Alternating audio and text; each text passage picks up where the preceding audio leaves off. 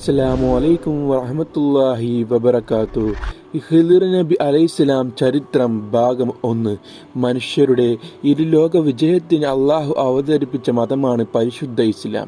അതിൻ്റെ പ്രബോധനത്തിന് വേണ്ടി വന്നവരാണ് ആദം നബി അലൈഹിസ്സലാം മുതൽ നമ്മുടെ മുത്ത് മുസ്തഫ സ്വല്ലല്ലാഹു അലൈഹി വസല്ലം വരെയുള്ള 1,24,000 പ്രവാചകന്മാർ.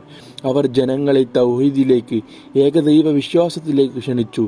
ലാ ഇലാഹ ഇല്ലല്ലാഹ് എന്ന മഹത്തായ ആശയം ജനങ്ങളിൽ പ്രചരിപ്പിച്ചു. അവർ ജനങ്ങളെ സംസ്കരിച്ചെടുത്തു. പ്രവാചകന്മാരുടെ കൂട്ടത്തിൽ ഇനിയും മരണപ്പെടാത്തവർ ഉണ്ട്. അതിലൊരാളാണ് ഈസാ നബി അലൈഹിസ്സലാം. അള്ളാഹു അവരെ ആകാശത്തേക്ക് ഉയർത്തുകയായിരുന്നു. ഖുർആനിൽ വ്യക്തമാക്കിയതാണ്.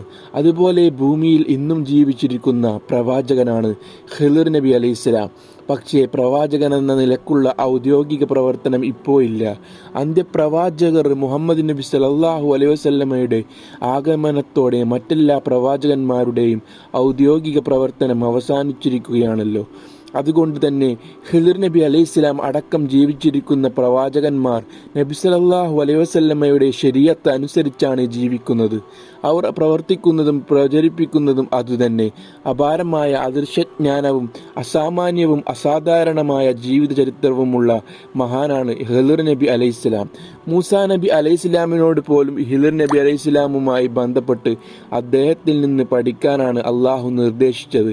സ്വഹാബാക്കളടക്കമുള്ള ഔലിയാക്കളിൽ പലരെയും ഖിളിർ നബി അലൈഹിസ്സലാമിനെ സമീപിച്ചിരുന്നതായി ചരിത്ര ഗ്രന്ഥങ്ങളിൽ കാണാം.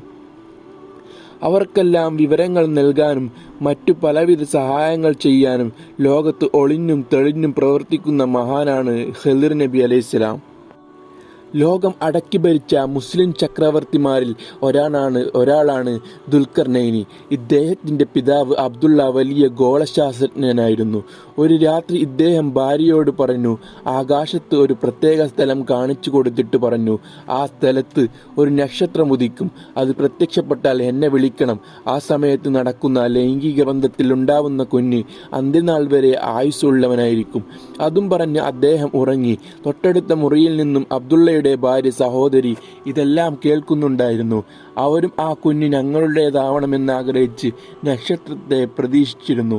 നക്ഷത്രം പ്രത്യക്ഷപ്പെടേണ്ട താമസം കാത്തിരുന്ന ദമ്പതികൾ ബന്ധപ്പെട്ടു. ആ ബന്ധത്തിൽ പിറന്ന കുഞ്ഞാണ് ഖിളിർ നബി അലൈഹിസ്സലാം. ഇതൊന്നും അറിയാതെ ഉറങ്ങുകയായിരുന്ന അബ്ദുള്ള ഉണർന്നപ്പോൾ ഞെട്ടിപ്പോയി. നക്ഷത്രം നീങ്ങിപ്പോയിരിക്കുന്നു. അദ്ദേഹം ഭാര്യയോട് ചോദിച്ചു, എന്തേ നീ വിളിക്കാനത്? നിസ്സംഗതയോടെ അവൾ പറഞ്ഞു, എനിക്ക് ലജ്ജ തോന്നി. അബ്ദുള്ള പറഞ്ഞു, കഴിഞ്ഞ 40 വർഷങ്ങളായി ഞാൻ ഈ സമയം പ്രതീക്ഷിച്ചിരുന്നത്. എൻ്റെ ആയുസ് നീ പായാക്കി. അവൾ നിശബ്ദമായി എല്ലാം കേട്ടതേയുള്ളൂ. ഏതായാലും പോയത് പോയി. അതിൽ വേവലാതിപ്പെട്ടിട്ടു കാര്യമില്ല. ഇനി ഇതാ വേറൊരു നക്ഷത്രം വരാനിരിക്കുന്നു. അപ്പോൾ ബന്ധപ്പെടാൻ.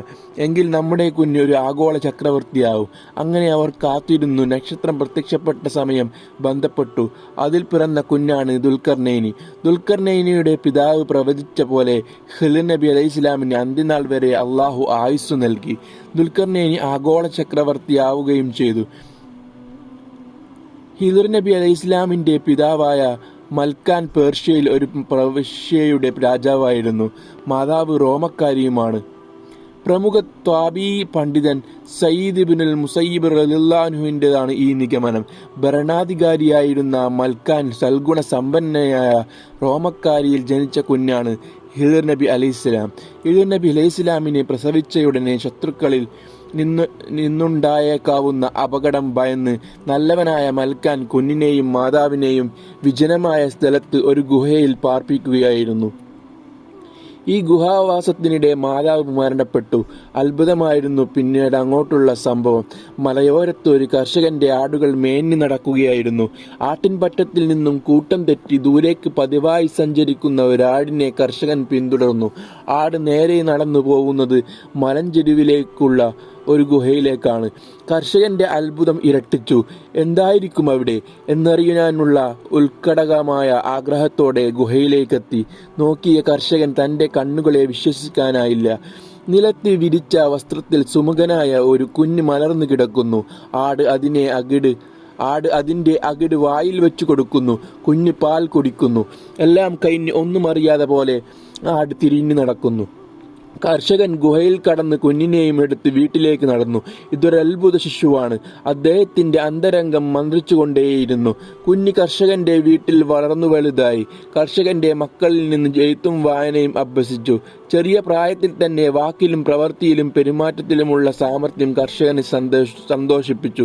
കുട്ടിയുടെ സുന്ദരമായ കൈയക്ഷരം കണ്ട് കർഷകൻ അമ്പരന്നു. ആ ഇടക്കാണ് ഒരു വിളംബരമുണ്ടായത്.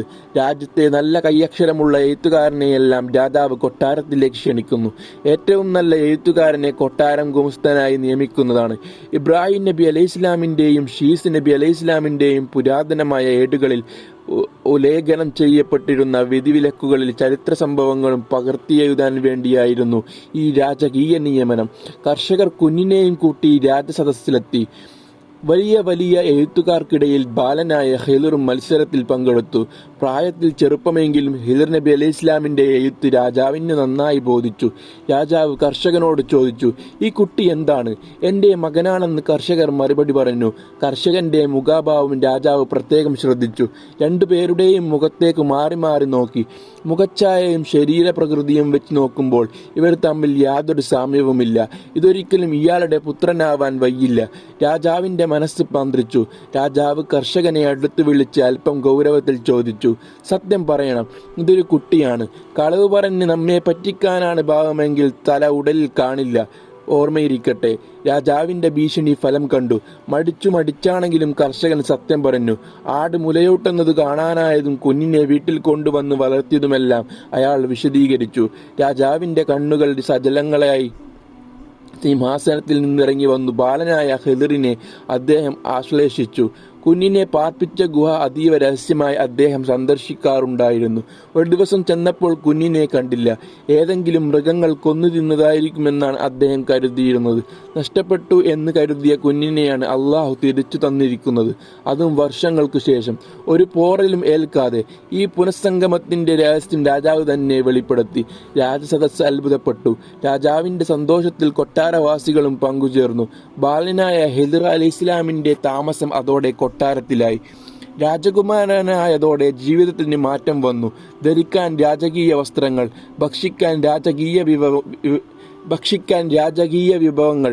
രാജാവിൻ്റെ മകനല്ലേ, അവന് സേവനങ്ങൾ ചെയ്യാൻ പരിവാരങ്ങൾ മത്സരിച്ചു.